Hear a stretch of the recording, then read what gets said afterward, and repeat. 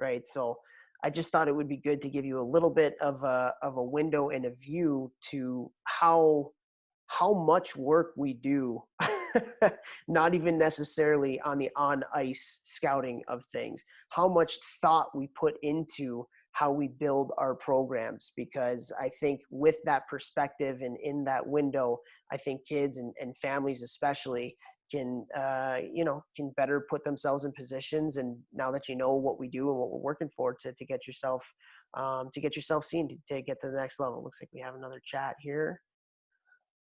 Too long a story here. Okay, if it's too long a story, we're already wait on time. We'll get to it at the end. So I'll stay on here for all night and answer questions if need be. But I want to get through this just for people that need to get off here. So now I want to talk about the on ice portion of it. So what I wanted to do is I'm actually working with College Hockey Inc. right now to put together a little bit of a mock line chart and how we go in and how we evaluate talent during a game. So what I've done is I put a little key of how I used to evaluate games. So what you're going to see in the black writing, so that's my research that I've done before the game. So I know that there's certain kids that are committed, so I don't really need to watch them. I know there's certain kids that don't have the grades to get into our school, so I don't need to watch them. So then it goes to, there's only that lessens the pool that I need to watch. Then I'm going to talk to the coach beforehand. I'm going to say, hey, coach, who are your top 2 or 3 players? Who are the guys that you think I should watch and could be a good fit for our program? So I write those names down. And those are the kids I'll really try and focus in on during the game and really try to objectively and subjectively evaluate them. Right. So here we look at it. So if you look at this game sheet, again, I have a key up here for kind of what these little symbols mean. So the things that are important to me as a college hockey recruiter, I want to see hockey sense. So I'm going to take down your hockey sense plays, battle, competition. That is important to me. So I'm going to tick that. And then also scoring chances for and against, right? So that is impact. That shows impact on the game. When you're involved in a lot of scoring chances, that means you have a good impact in the game. When you're involved in a lot of negative scoring chances, you have a negative impact on the game. So as you kind of go through, I did one for the goalies too. So as a goalie, evaluating them, hockey sense is something that's really important. Rebound control is really important, and skating is something that I know a lot of goalie coaches really, really focus on in the recruiting process. I would talk to goalies. I'm not the best recruiter and evaluator of talent of goalies. I'll admit that. But those are the things that in talking with people in the business, things that they really look for. So as you kind of go through and you look at this, again, you look at Mac Evans, that first line center, 3 assists in the game. I put an exclamation point next to one of the assists because it was a big time assist. I also put on there a note that he had bad body language at times. Looks like he had a bunch of positive hockey sense plays, was involved in a lot of scoring chances, both for and against.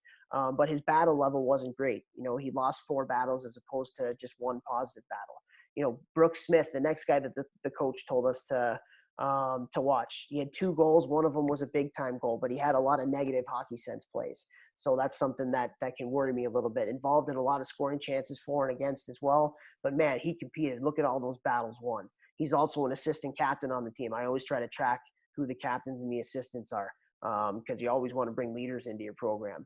The next guy he wants us to watch is Dale Nelson, their captain, the first D on the right side there. And you look at him, a lot of positive hockey sense plays, a lot of scoring chances for and against, especially against. And he had a pretty good compete level, won a lot of his battles. So, that's the way that we would evaluate guys. And then after the game, what I do is I'm going to say, okay, now let's do a little bit of an evaluation afterwards. I'm going to move this here. So, Mac Evans, you look at the stats, you can really see the ice, a lot of hockey sense plays. He's got good skill, but subjectively, I thought he lacked a lot of passion, lacked a lot of compete, and that shows with a lot of the lost battles that he had. Brooks Smith, he could fly. I wrote speed with an exclamation point. Looks more like a north-south type winger. He's got a really good compete level, but what's his hockey sense like? Is his hockey sense, I know he's physically gifted and he works really hard, but there was a lot of negative hockey sense plays on there. So is he just a north-south kind of guy that just gets physically work done, or can he actually think the game? I'll need to go back and watch him play a couple more times. You look at Dale Nelson, the captain. He just plays with passion. Just, you can see that he loves the game. He does the little things well. He's got poise with the puck. He just can't defend. A lot of scoring chances against. So as a college recruiter, you're like, okay, can I teach that kid how to defend? He has everything else. Is that something you can teach? And then finally, I put down there O'Connor, because that was not a name that the coach gave us, but he had a really good goal. He can really shoot the puck. Was involved in a lot of scoring chances. He won a lot of his battles. Liked his game. He's a shooter mentality type kid subjectively. Hey, man, I got to ask this coach, why didn't he give me that name? Like, what is it about his game? What is it about his character that you didn't like? Because I certainly like the way that he played, and he's an assistant captain on your team too. So let's have a conversation. So just wanted to take you into the mind of how I would go about watching the actual game. I think we got some chat here. I will get to those questions. I'm going to get to all these questions at the end here, just because it's 10:15. Don't want to take too long a time for people who want to get to bed and stuff. But here we go. On ice scouting, again, players, what are we looking for? The biggest things: hockey sense, competitiveness, and impact. That's what we want to see in the game. We want to see that you can make plays. We want to say that you have passion and want to win your battles. And we want to see what kind of impact you have on the game. You affected the game. For goalies, same thing. We want to see hockey sense. I think we get a lot of people get mesmerized by athleticism. I'd rather have a goalie that makes saves at their chest because they know where they are and they know how to read a play, than a goalie that's really athletic and he's making all these big time saves. Well, he's doing that because he's probably making mistakes. So hockey sense, making the game look easy, really nice to see as a coach. Skating, that goes along with hockey sense. To be in the right position to make a save, you have to have hockey sense to be able to know where to go and be in position. And then you have to have the skating ability to be able to get there.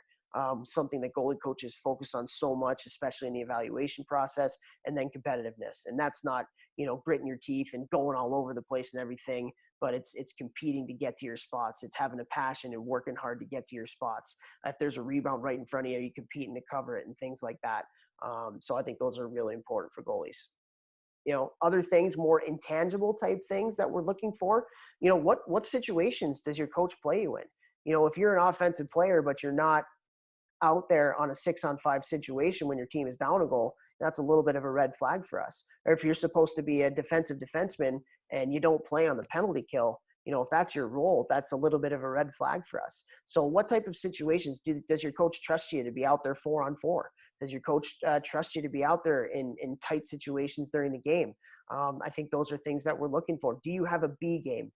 So as you get higher in levels, every level you go up, the less you can rely on your talent and the more you have to rely on will, because as you go up levels, the talent level gets a lot higher. So you might have to play a different role. So if I'm watching a junior player and, he's a talented player, but I don't think he's going to play on our top two lines because we have our talent that is pretty much set on those top two lines, I need to know that that person has a B game. And what I mean by a B game is I need to know that that person cares about playing defensively.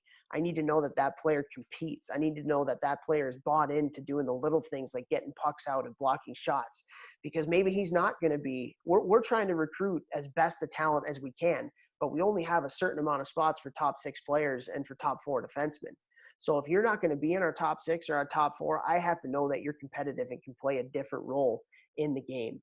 When you do get to our program. And then finally, are you engaged? How engaged are you in the game? Are you communicating? When the coach is talking to you, are you listening? Are you nodding your head? Are you talking with your teammates on the bench? Are you ready to go for face-offs, or are you just standing there straight-legged? I want to know that you're engaged in the process of the game and trying to help your team win.